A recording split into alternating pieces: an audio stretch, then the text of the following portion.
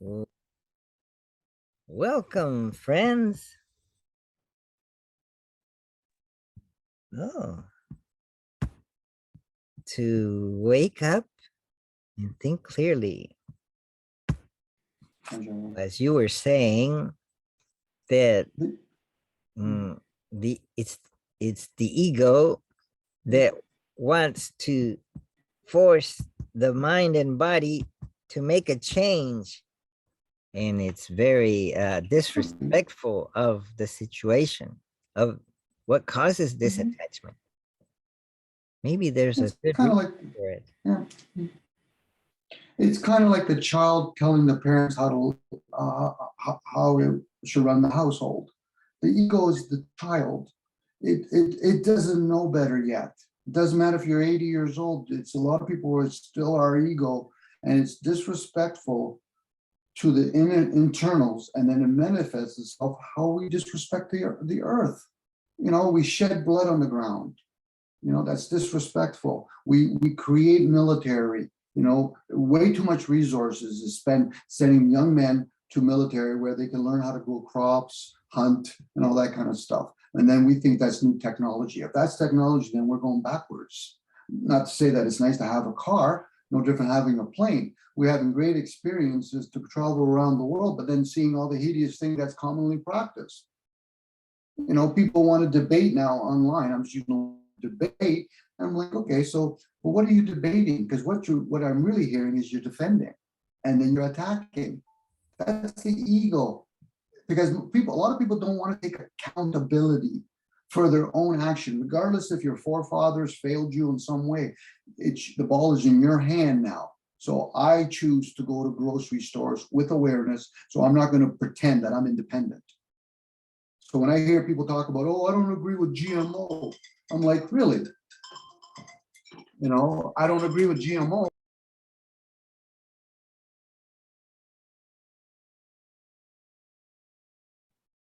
Sorry, Gerald. They don't agree with GMO, but meanwhile, have you ever been aware? Well, who manufactures all your food? Well, because the media tells you they agree or disagree. No different. I don't agree with carbon taxes, but you drive all these cars. You just have to go on the highway, Jarvo, and we both know that. You just have to go on the highway and say, how many people, intuitively, I knew when COVID hit, that was a breath of fresh air for everybody. Hardly anybody was on the road. It's like cleaning your house before your relatives come and visit you. We're very destructive. We don't create it, but we use it. How many times I see plastic on the ground? I'm like, how did that get there? And then we invent all these, well, we're going to get everybody to pick up your garbage end of the street. I'm like, okay, so we're not even disposing it? Sure, that even when the young lady was saying, a lot of times we're limited, so they don't allow us to burn things. No, because some people are disrespectful and they start doing all kinds of poisonous things. They burn everything. So we don't know how to respect ourselves. That's why we have to make man-made laws, because it's usually the people that have never learned what morality is or isn't. Talking about morality is not morality. If you're actually doing morality, you don't talk about morality. You're too busy doing it. Same with philosophy. If you're doing philosophy, you're not talking about philosophy. You're just doing, you're sharing it. You don't have to use the word philosophy like the word, well, I know Socrates. No, you never met Socrates. Nobody ever met him. That's alive today. Unless you value the concept, well, I've had many reincarnations. Well, that's a different story. How do I know you're not Socrates? And how did it turn out last time you were Socrates? Well, I had to kill myself. Okay, that's it. And even that, I'm basing it on a story that I heard. We're attached to ideals just as much as we're attached to the material. Who is doing the attaching?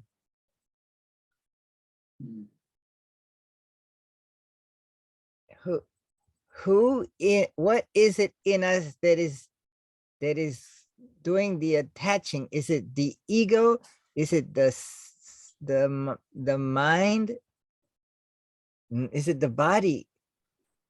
Is, is it all of us?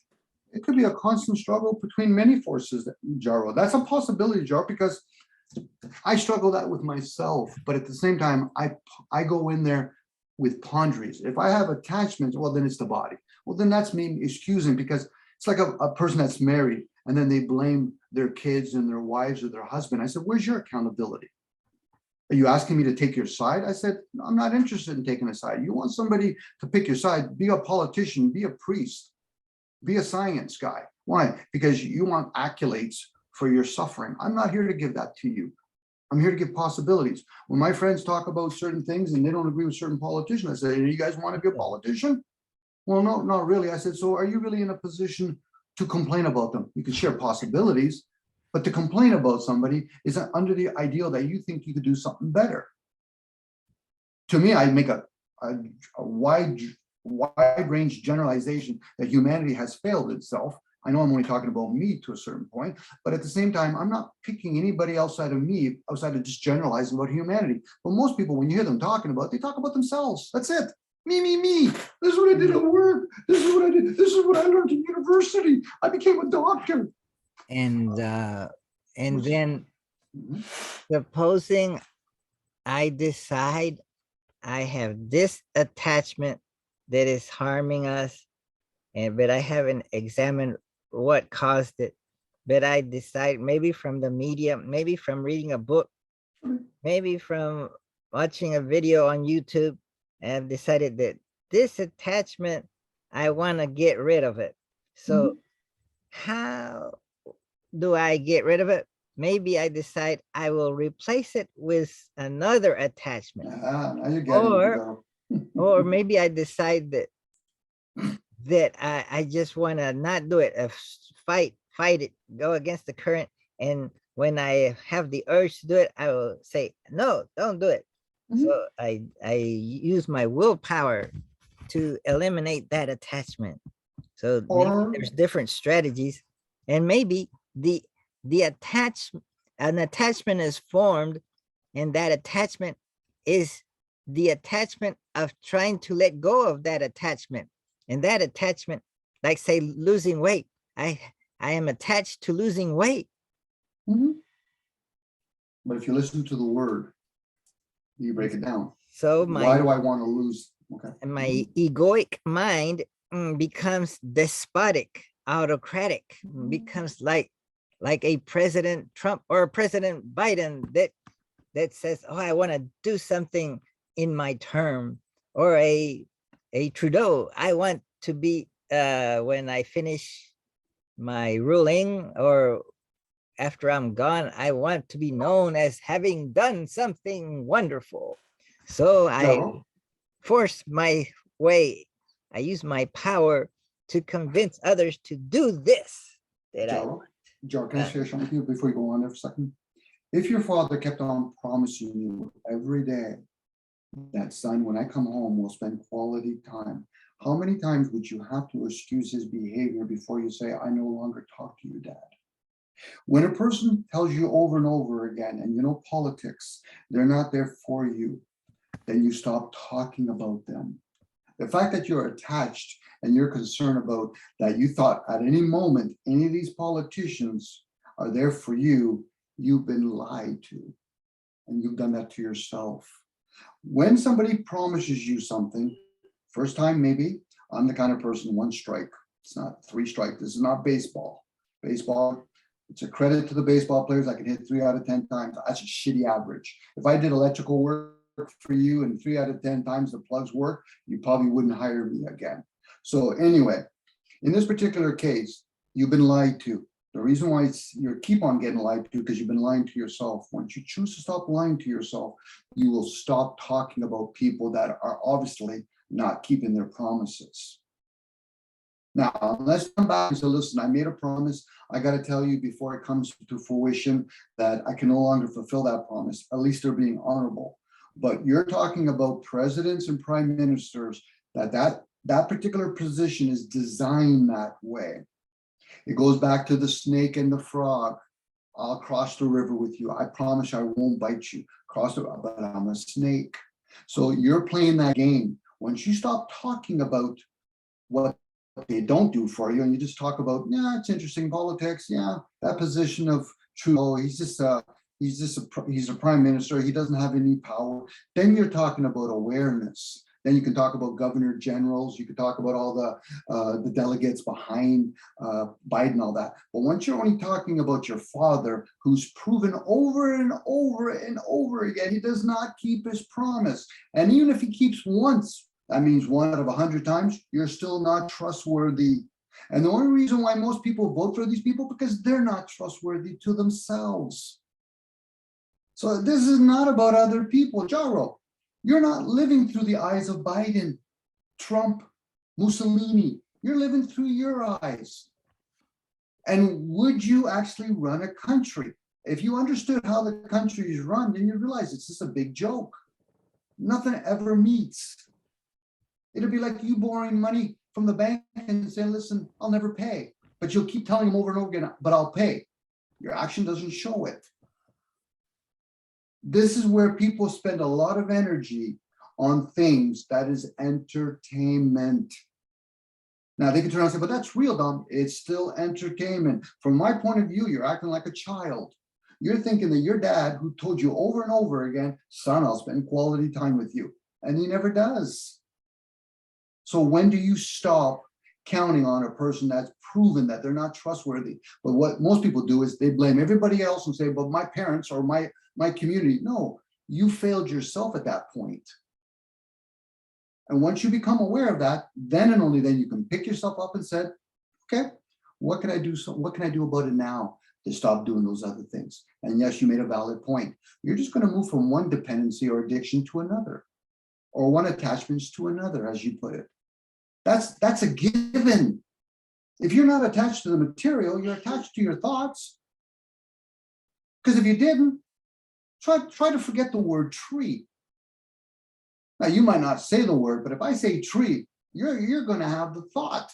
If I say sequoia tree, but you've never seen a sequoia tree, you might be fantasized, but that's how thoughts work. You don't have to actually see a sequoia tree. You just have to look on the internet.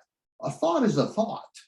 People think, but I never saw it physically. I said, the material is a very linear experience. You can have many thoughts way before you can have a material experience. You could say the word in Spanish, the word tree. You could say it in English. But meanwhile, a person say, but I do see a tree. You've never seen the word tree, because Jaro just told you it in Spanish. So does the word that he said in Spanish validate or denounce that that thing is a tree? No, we classify it as a tree. It's like you go by the name Jaro.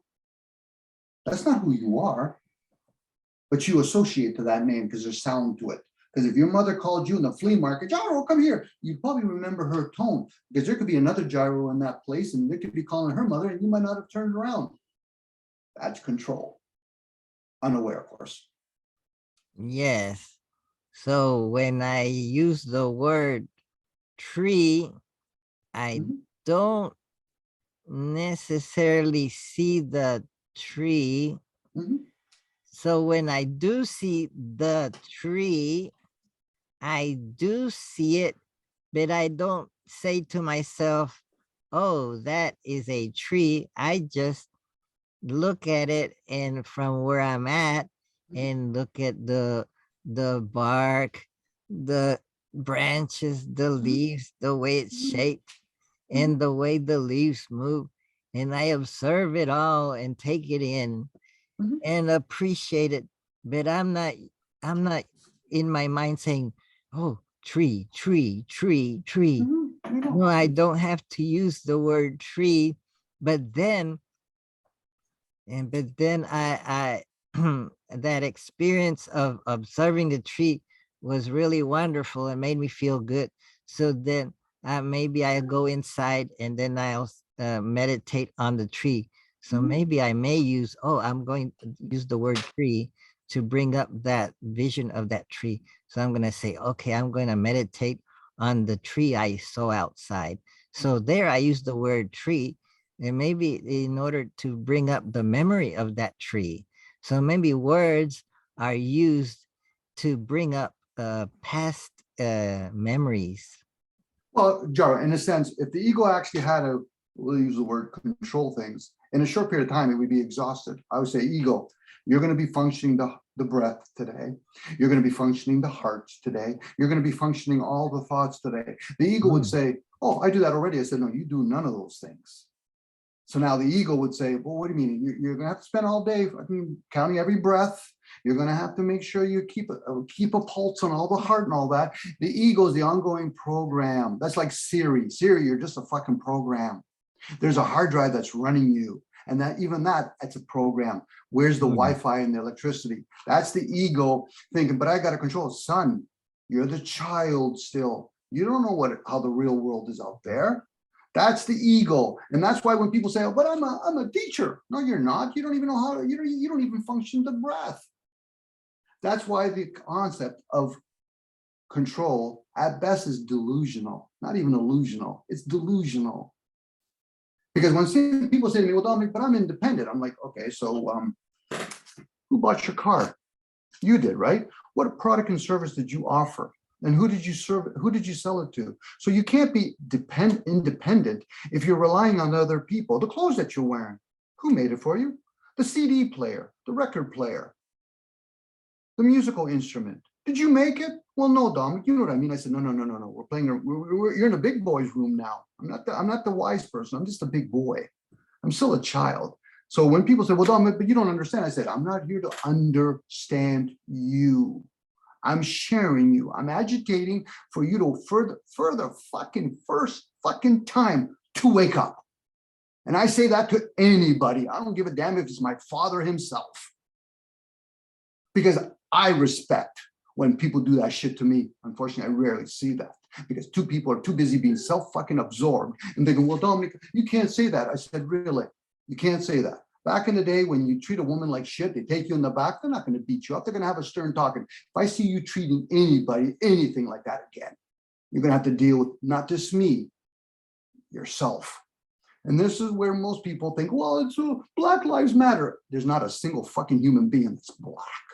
And as long as people keep talking that stupid fucking rhetorics, they're not going to understand. You're different shades of beings, but you're not even that. And until they become aware of that, they're going to follow the Buddhism stuff, the Hinduism stuff, and the few that's any of those teachings are like the few that invent the car and invent bridges and all that kind of stuff. The rest of us, that's why they categorize us as useless fucking mouth feeders. Because we are useless. When we really look at the human species, as a whole, not as a couple, as a whole, we're a disgusting fucking bunch. We're wasteful. But most people are never going to get to that point, and then they can start building themselves up. But they rather think, well, I went to university to become a doctor, 1 degree and 1 lifespan. That's useless. Especially when you don't realize English itself has many degrees in it. Did you learn how to read? Did you learn how to write? Those are different degrees. Did you have thoughts in that language? Yes. Jaro has the ability to have a thought both in Spanish and English. Those are 2 different degrees. You could probably, I'm guessing at this point, Jaro, you could probably write in both of those languages. Those are other degrees. You could probably read in both of those languages. Those are degrees. But meanwhile, somebody will go to university and brag about being a fucking doctor and a lawyer. And I'm like, okay, so you're going to take care of people that don't know how to take care of themselves. And you're going to help people with their affairs. They don't know how to take care of themselves. Oh, okay. So I'm going to break fucking the world. And then I'm going to pay all these people and give them credit and say, you're going to fix it. What about the person that's going around breaking it? And then we reward people such as athletes, which is fine. You want to reward people that are athletes, but shouldn't we be paying, if not more money for the people that are fulfilling our needs? We got it backwards then. Not to say that athletes aren't giving us something, but if you're attached, or in this case, aware of your attachments, you realize, wow, I really have an ill-proportioned view on life. I'm too busy giving credit to Madonna and other people, but really not realizing what's fueling all of those things. My childlike emotions. Because how many people defend themselves? I don't want to argue with you. Why? I can name people that do that stuff, but then why? I do that quite well on my own. You know, I had to practice like a guy that practiced for hours and hours and hours and hours how to play pool to get good at it. No different you, Jaro. You would have to practice thousands and thousands of hours to even have a chance of saying, okay, well, now I'm going to compete with other people in tennis to see where I'm at. Well, I do that in my own awareness for myself, for the self. And I struggle. And when I'm around other people that their ego's leading, fuck it. Mine comes out like I'm smelling blood for the first time. I'm like, you really want to play that game? Do you really want to wake up, or do you want fucking cordial? You want politeness? Anyway, I did it again. Went on some ranted. So, What did we learn today? so I learned that mm, I have an ego that wants to I figure out what is bad for me and what is good for me. And the bad for me are attachments, and I want to let go of them. And so I with my egoic mind, I force it like a powerful despot, and then that causes pain of another kind that I didn't expect. And then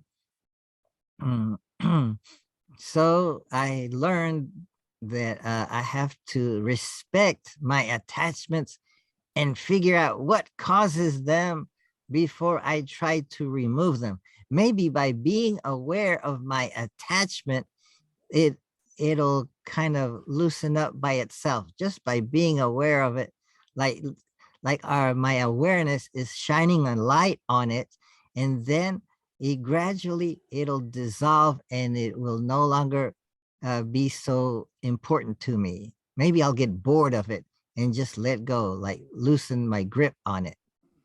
Jaro, I will share something with you. Okay. Once you become aware of your attachments, don't think for 1 second, most people, it does not go away. It gets even stronger. Oh. The more you fight it, the more you realize eventually, when you look back at it, when you finally get it, oh, fighting it fuels it. The fact that you went in there and you say it's going to dissolve itself, you're still talking like fake it till I make it kind of mentality, which is fine, but you're not faking it. You already put a command out there. Your ego is going to double down, because you're not realizing who's the one that says my ego. The attachment is not coming from the ego. The ego is still a child. If the ego was somewhat growing up a little bit, it realized now I'm actually willing to challenge. It's like playing somebody tennis. You're playing one of your nieces tennis.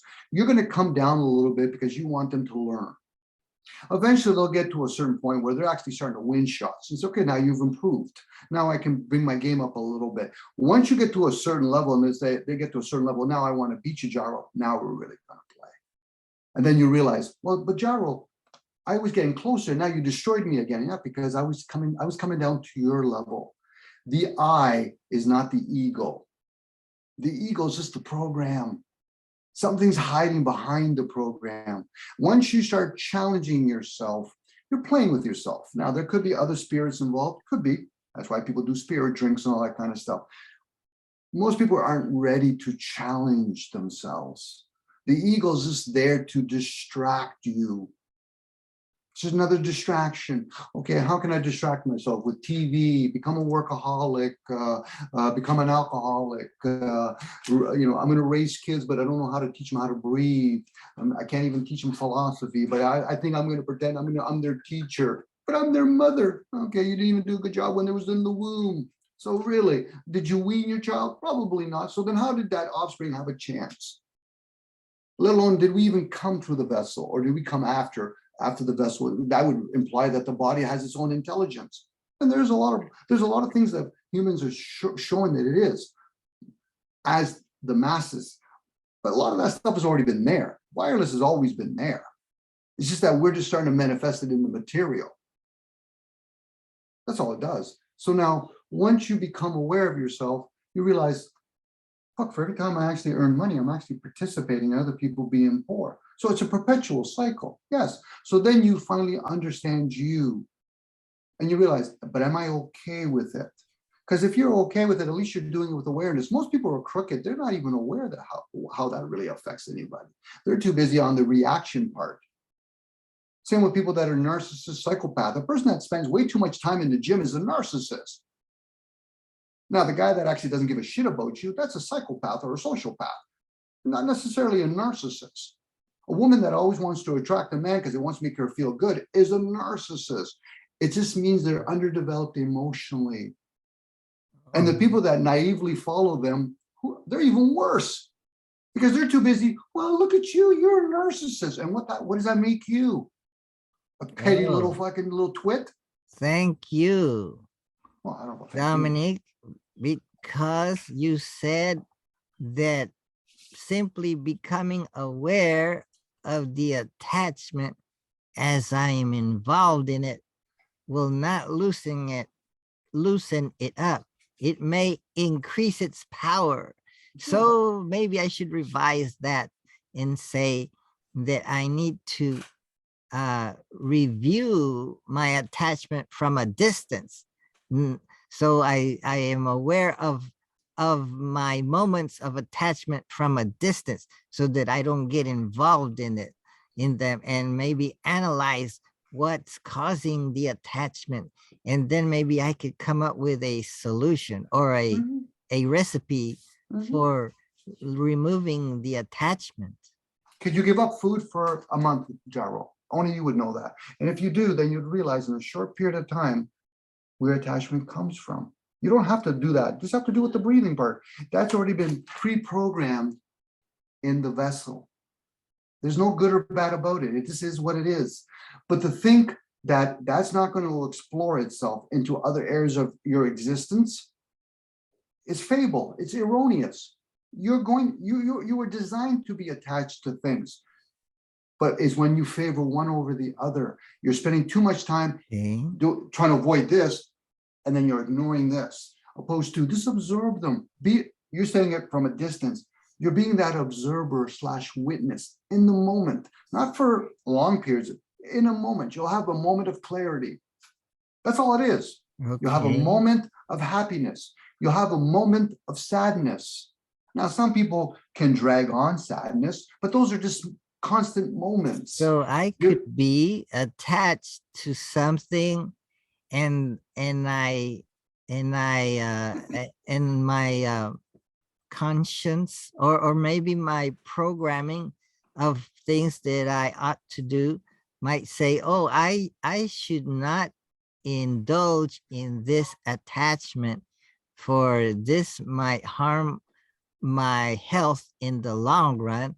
And then I say to myself, but I'm going to go ahead and do it because it looks delicious and there's nothing else around that to eat or whatever, or to be involved in, and I'll do it only once. But then later on, I have a guilty conscience, and then I say, I'm going to make amends and repent and do something healthy, and maybe I'll gradually change by saying, okay, I failed that time. I'm going to try again, and I'm going to look for something in the grocery store that's a little bit more healthy because I failed at that last time. So I'm looking at my attachment from a distance because I'm recalling what I did in the previous day. So I'm going to try something else. And so little by little, I'll replace the attachment with a good attachment, maybe. Well, at that point, Jaro, what I'm hearing you saying is you're going from attachments to resistance. So talking about the things that you enjoy doing, and then you find out that's an attachment, and then you try to resist by stop doing them, you're still giving airspace to that. When you're forming an attachment, what you're really doing is you're ignoring other parts of your existence. So now, if you choose to learn something new, that's fine. But during that time when you were attached to a thing, what were all the things you were ignoring? See, attachment it's not about good or bad. Attachment is you're just forming an attachment to one particular thing and you're depriving yourself of other things. You could be attached to work and then justify by saying, I'm making lots of money and I'm actually enjoying all the fruits that comes from it. I could buy a nice boat and all that. I said, yes, but if you weren't so attached to earning money, would you be able to do a boat? Well, no, not really. I said, so they're not really meant for that. But when you're not working all the time, where could you be? I could spend more time with my kids, my wife, be on Zoom. I said, so then you've been ignoring all those things. It's not a reward by telling people, well, I no longer am an alcoholic, but I'm stuck with all my attachments of all these, I've gone 12 months without drinking. I said, you're still attached. What do you mean? I've heard people say, Dominic, I genuinely love to smoke. Okay. But but why did you quit? Well, because I don't want to die. I said, well, you've never died, so you don't know what the fuck that means. So what don't you don't want to suffer? I said, okay, which one do you want the most? Do you like to smoke or do you care about your health? And before you say that, what were you doing before you were smoking? Well, Dominic, I never cared about my health. I said, so then why are you lying to yourself? What do you mean? Oh, you bring some good points. Like you may have made a conviction to let go of an addiction like Mhm. alcohol. So you're going through a promise that, okay, I'm not gonna drink. I'm going cold turkey or whatever. And so you're in abstinence. So during that time, that doesn't mean that you don't have the attachment, because you could go into relapse. So that means that you still have the attachment. So now we have to figure out if there is a way to remove the attachment completely, and then you don't have to be in abstinence. You can just say, oh, I don't have a desire for it anymore. I'll never relapse. I'll never go back to drinking. And it's easy now You because still have an attachment. there's no desire for it. There's no That's right. attachment to it. But there is. I'll tell you. How Mhm. how can that be done? Oh, Okay. you're saying that there's no way?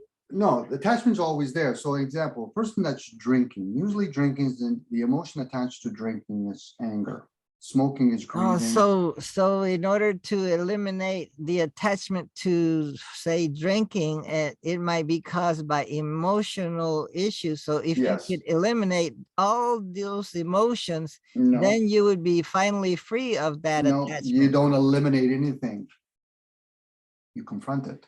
So in this particular case, the reason why most people that are drinking and they're angry is because they've never understood, they're not developed anger. Like you don't develop it. So for in this particular case, when a man or a woman finally confronts their emotions and feels safe enough that they can explore and share anger, then it will relieve itself. It's like being heard for the first time in your life. But most people have been taught at a young age that anger is not well behaved, but you can laugh as much as you want, but you can't cry, you can't get angry. Emotions are to be experienced, not held on to or avoided. So usually when people smoke a lot is because they're grieving. A lot of them are grieving their childhood where they had an innocence. They never had to work all the time. So they smoke. Now, some of the damage of smoking all the time, disease comes from, how do I explain it? Breathing through the nose, we have a filtering system, so disease don't come through there. This is why when they put the mask on people, people aren't aware. When you inhale with the mouth, there's no filtering system. Disease can come through the mouth, not through the nose. So in this particular case, when people smoke, you're actually creating the opportunity for a disease to slip into your system. So now, once again, our attachment is not to the material, even though they can put chemicals in there and the body doesn't understand. I need to have some barley, but not that much, but there's this foreign thing in there. So it figures I want more of it. Or tobacco. They put chemicals in it. It's like in foods. So our body figures it's not that much nutrient in it, but maybe if I have more of it, this is why people gain weight. A lot of it has to do with emotions. People argue, people go to war because those are emotions that aren't developed. But most people are attached to the emotions in a sense that they're trying to control it. I don't want people to know I'm angry. Who the fuck are you fooling here? I know you're angry. I pick up your energy. And I'm going to purposely be angry to rattle somebody. I'm doing it consciously.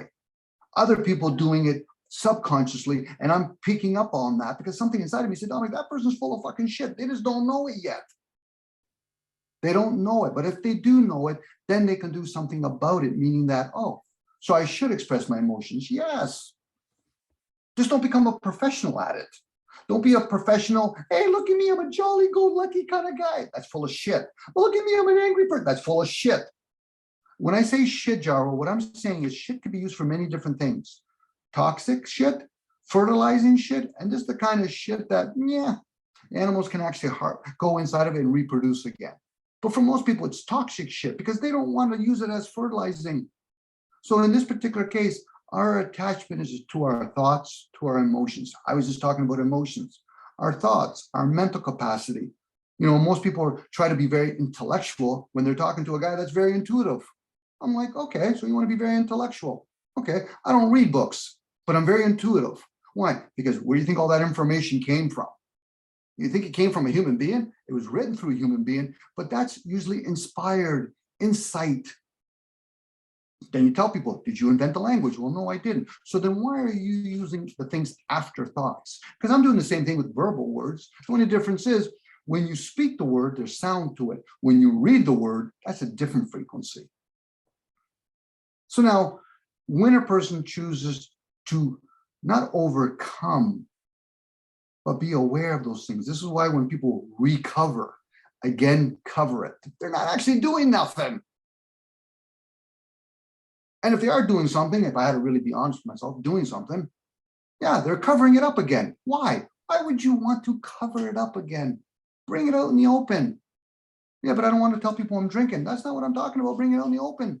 It's your emotions. Yeah, but Dominic, when I get angry, I sound like a child. At least we know where you stand. Hence the word understand. How can you truly trust another human being if they're not telling you their truth, their honesty? If your father says, son, I love you, but I don't want to spend quality time with you. At least the child knows where he stands with his dad, opposed to giving him this sad fucking story. But you know, dad, you're my dad. Whoever told you there was a book written that how I'm supposed to be like a dad? Being honest is of more value than the concept of truth, because truth is something we can't comprehend, but honesty we can. Honest with the self. Recover.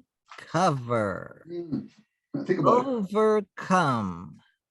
So when I say recovering alcoholic, I'm covering up my alcoholism. No, you're covering up your emotions. Overcoming an addiction, I'm coming over the addiction and maybe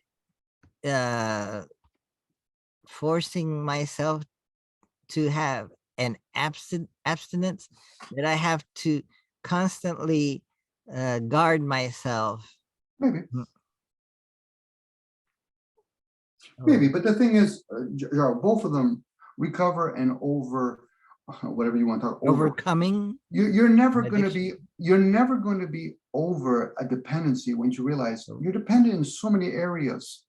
Now you can call it an addiction, but it's again a form of a dependency. Once you become aware, what you're doing is you're just moving from one street to another. That's all you're doing, but you're comfortable with it. It's like I say it openly. I'm okay with my hypocrisy, because I'm the one that has to be responsible for me. Now, if somebody said, well, Dom, don't you want to be a better person? How would most people understand me if I actually became that ideal? I'm human. I'm going to have erroneous views. I'm going to have views. Now, if somebody can actually hear me and say, Dominic, those are interesting views, and still want to be my friend, let alone my enemy, they're at least considering me. But these people that go around and say, well, I don't want to talk to you about you sore little fucking baby. You poor little baby. And I do that purposely because they are a fucking baby. Because there's human beings out there that are getting a bullet to the back of the head. There's people that are getting raped. And meanwhile, they're getting worried about me saying, well, you're being a little baby. And if there's some validity to it, shouldn't they at least examine that from within? We have less than a minute left, but we've covered many topics. Well, and I'm calling Luis Del Pino to see what he thinks about addiction. Oh, but he didn't answer. He's probably not. A lot of guys, because he's into psychological topics. Yeah, we have less than a minute left. Thank you again, Dominic, for sharing your views on attachments and the egoic mind and how it's trying to cover up the addictions that we'll never be able to overcome because we're Okay. so dependent on so many things. We have to observe them and respect our body and mind.